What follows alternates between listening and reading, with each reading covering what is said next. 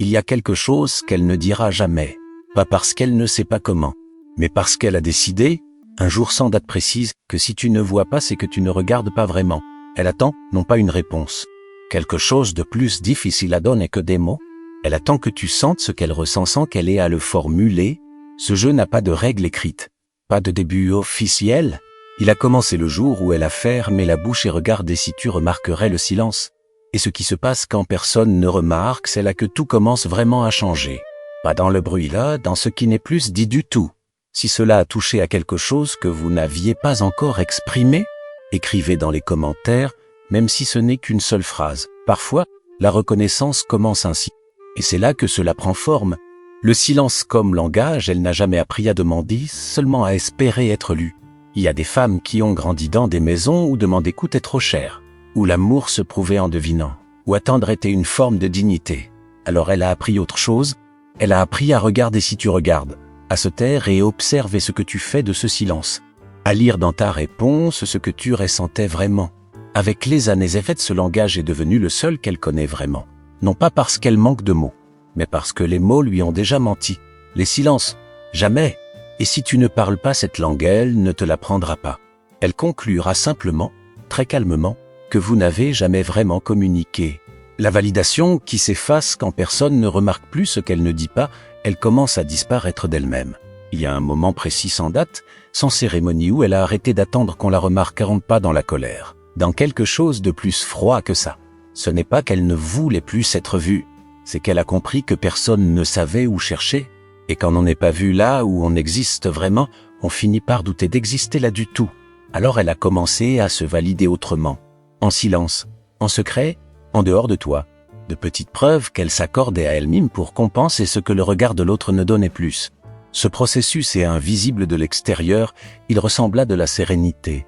Il ressemble à quelqu'un qui va bien. Il ressemble à une femme qui a simplement besoin de moins. Le temps qui s'accélère sans elle à 40 ans, elle regarde le miroir et cherche la femme qu'elle croyait devenir. Il y a une image qu'elle portait d'elle-même, précise, construite sur des années de projection silencieuse.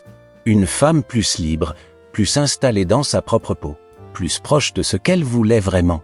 Quelque part entre 38 et 42 ans, elle a commencé à sentir que ce portrait ne correspondait plus au calendrier. Pas une crise, pas un effondrement.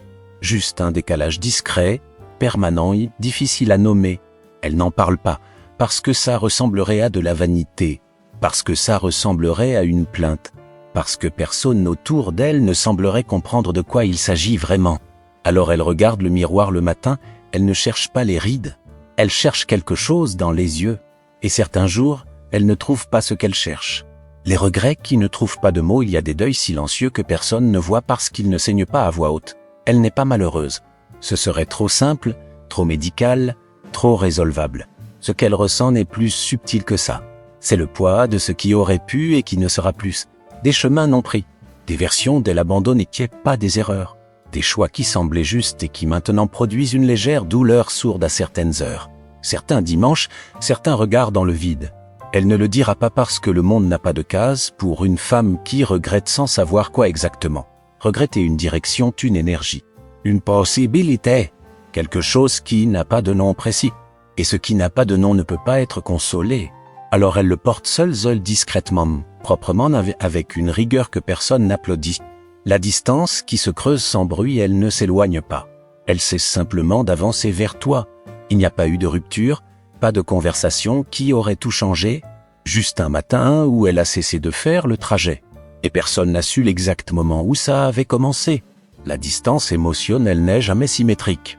L'un s'éloigne et l'autre ne remarque pas encore. Puis un jour l'espace est trop grand pour être comblé par une conversation ordinaire ou un geste tardif, elle sait exactement depuis quand. Elle se souvient du moment précis où elle a décidé sans le formuler même à elle-même que cette énergie méritait d'aller ailleurs. Ce n'est pas de la froideur, c'est de l'économie émotionnelle. Elle a arrêté d'investir là où le retour ne venait plus dans la bonne monnaie. Peut-être ne l'avez-vous jamais dit à voix haute. Mais si ce point de vue était logique, laissez un commentaire, même court. Certaines choses ne commencent à exister que lorsqu'elles sont écrites. Le désir décalé de la réalité, elle veut quelque chose qu'elle ne saurait pas nommer et ça la consume en secret. Ce n'est pas le désir qu'on imagine. Pas quelque chose de charnel ou de romantique. C'est plus diffus que ça, plus difficile à saisir. Quelque chose entre l'intensité et l'appartenance et qui n'est plus là, elle le remarque dans des moments anodins. Une chanson dans une voiture, une phrase dans un livre, un inconnu qui lui parle comme si elle était intéressante. Et pendant quelques secondes, elle se souvient de quelque chose, d'une version d'elle qui vraiment voulait et qui obtenait en retour quelque chose d'également vivant. Quelque chose qui répondait « Ce souvenir ne dure pas », mais il laisse une trace chaque fois.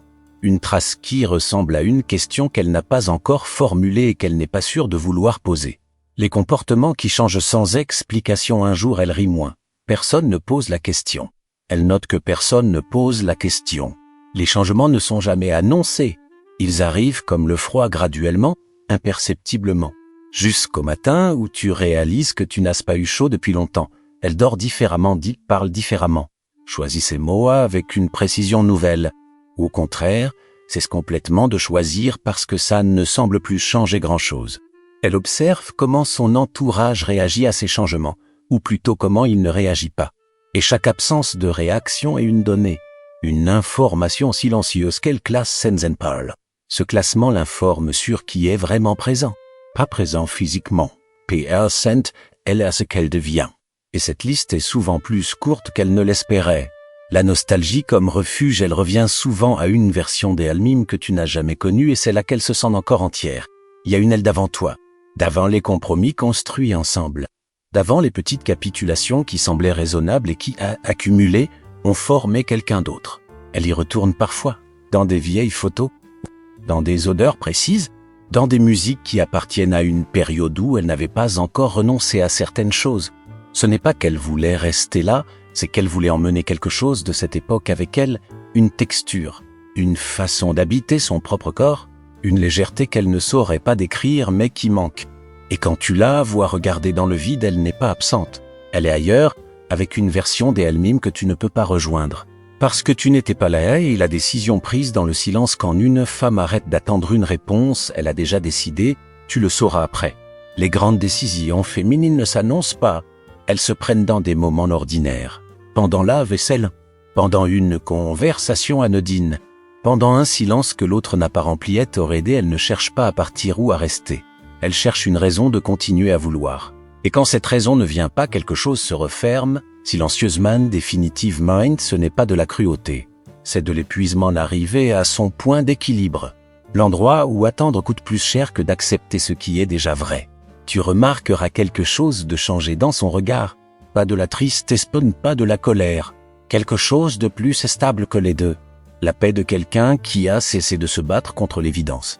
La phase où plus rien ne suffit, ce n'est pas de l'ingratitude. C'est l'âme qui refuse ce qui ne lui ressemble plus. Il y a une phase, elle arrive rarement avec une annonce où tout ce qui fonctionnait avant produit désormais un léger goût de trop peu. Pas de manque concret.